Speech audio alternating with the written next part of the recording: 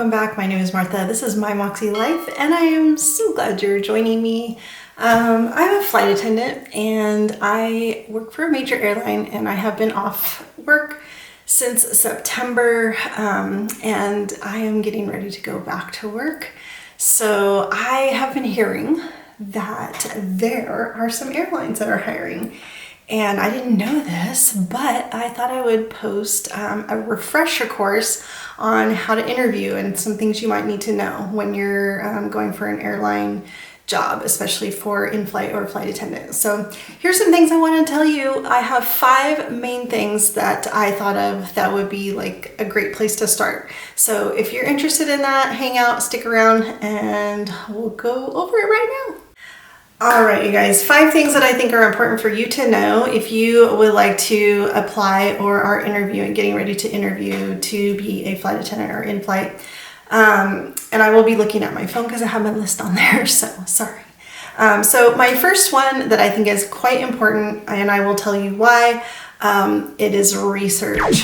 Whatever company that you are applying for, that you want to work for, definitely research the company, get to know a lot about the company, get to know their history, when they started, who their current CEO is, where their base is, where their headquarters is, get to know their mission statement, their culture, go over their website and find out as much as you can about what they believe in as an airline. And you can tell a lot from the way they advertise, what their values are. And I will tell you, I'm almost 100% sure that is why I did not get the job with the first airline that I did an official interview with. I did the video interview and I got invited to a face-to-face, and the face-to-face was this was Alaska Airlines when they were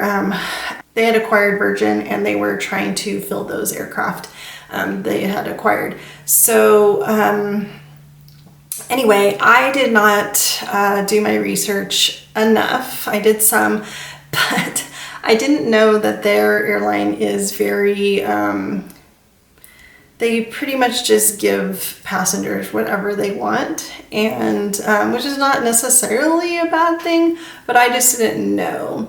And so when I was asked a question about, it was kind of like a put yourself in this scenario question, I definitely came across as kind of a jerk, and that I would be like, no, you can't have it, but yes, you can because of certain circumstances. And it did not go over well. Honestly, like, if you ever have been in an interview where you know that moment that they went, no, yeah, that was the moment. And the really awful part for me personally was that it was in a group setting. So we were doing like we were all in a semicircle, and they went down the line and asked each one of us like to put ourselves in these scenarios, and oh, you could have heard a pin drop after I gave my answer. It was like, nope, that was the wrong answer.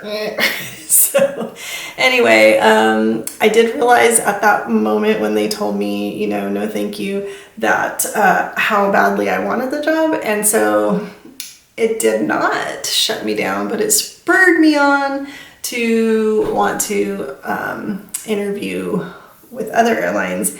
And then 2 days later is when I interviewed with SkyWest and got hired there. So, I mean, I didn't get hired that day, but I did go and interview again right away. So anyway, so that's number 1. Do your research, know the airline, know what you're talking about when you go to these interviews. All right, number 2, dress for the job. So a lot of airlines will have a video interview, and I don't think that anyone cares anymore if you look like a flight attendant, the quintessential flight attendant, hair pulled back, red lips, and a scarf. I don't think anybody cares about that anymore, but I do think on the video interviews, they want to really see you and hear you. So I definitely think clean and crisp is the way to go on the video interviews. And then depending on the airline, zhuzh it up for if you get a face-to-face interview. Like with my current airline, I wore What did I wear? Oh, what did I wear? I feel like I wore polka dots, but now I'm totally blanking. I don't even remember. I don't know. I think I wore polka dots, but I don't even own polka dots.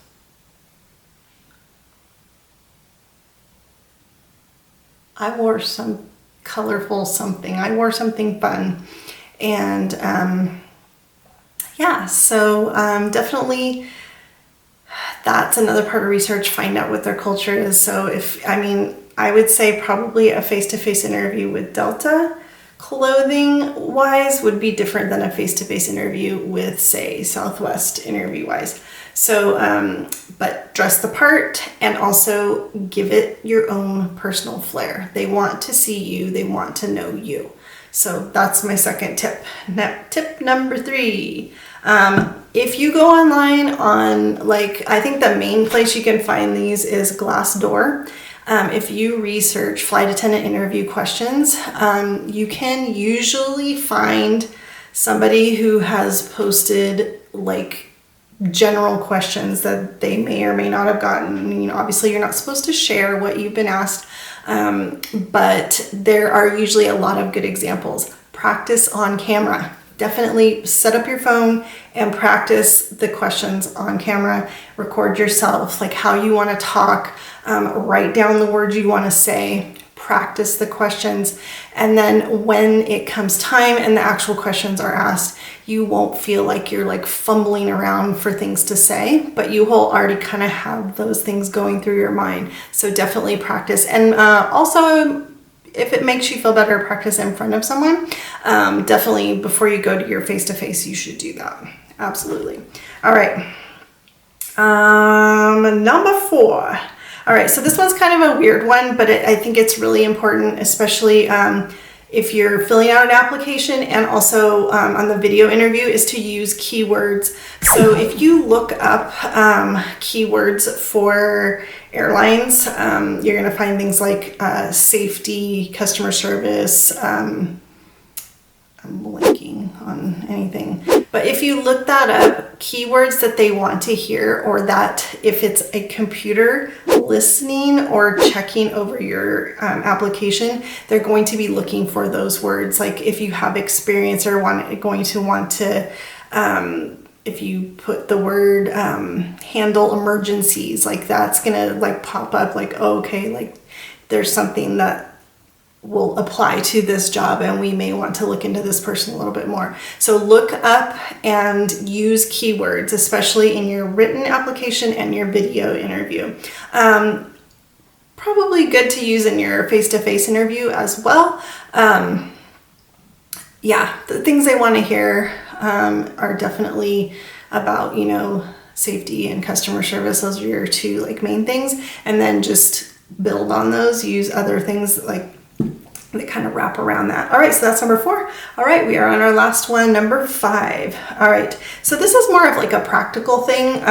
So even if you're gonna travel, you wanna do this. If you don't have a passport, I suggest you get that application in as soon as possible. If you are worried that your passport might be, if you're worried that your passport might expire by the time you get to training or you get through training, you want to make sure that that doesn't happen. Case in point, I did have a classmate who was waiting for a lost they had lost their passport, and then they tried to get it replaced. And by the time we were almost done with training, he still didn't have it. And he was unable to complete training because he didn't have his passport, and you can't work without it. So I suggest that's a main thing you want to think about. Make sure you have your passport up to date, or get one if you haven't gotten one yet. So those are my 5 tips if you are planning to apply or you're getting ready to interview. And if you have other questions about things that might be helpful, please let me know. I have interviewed quite a few times now and been hired twice, so that's good. So I would love to help if you are looking for a little bit of input on becoming a flight attendant. So thanks for watching today, and as usual, please subscribe. If you feel like someone else could benefit from this video, give it a share, and thanks. I'll see you next time. Have a great day.